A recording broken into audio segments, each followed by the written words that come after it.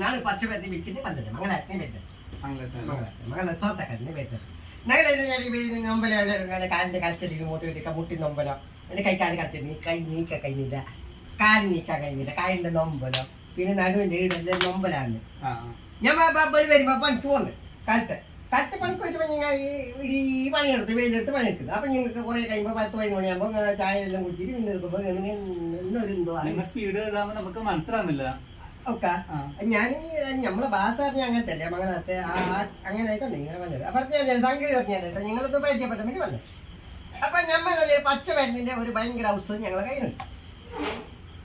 നടുവേദന നെഞ്ചി വേദന മുട്ടി വേദന കൈകാല് വേദന കടച്ചിൽ ഉളിക്കല് ഉണ്ടെന്നത് പച്ച മരുന്നാണ് ഞങ്ങൾ വിൽക്കപ്പെടുന്നത് അങ്ങനെ 128 പച്ച മരുന്ന് എൻ്റെ കയ്യിലുണ്ട് അപ്പൊ നൊമ്പലുണ്ടെങ്കിൽ നിങ്ങൾക്ക് കാലിന്റെ നൊമ്പലുണ്ട് ഈ കാല് നീക്കാൻ കഴിയുന്നില്ല കാല് വരുന്നുണ്ടല്ലോ അപ്പൊ എന്റെ മരുന്ന് പറഞ്ഞാല് ഭയങ്കര മരുന്നാണ് ഇത് കണ്ടേ നിങ്ങൾ ഇത് നീരായിട്ട് പമ്പഞ്ചിരി ചഞ്ചല പച്ച നീലത്തിന്റെ വന്നത് ഇതിനെ അടിച്ചിട്ട് കുഞ്ചിട്ട് ഉണ്ടാക്കുന്ന തൈലാണ് ഈ തൈലം ഈ തൈലത്തിന് അരിച്ചിട്ടുണ്ടാക്കുന്ന പച്ചമരുന്നാണ് എന്നാ അടിച്ച് അങ്ങനെയുണ്ട്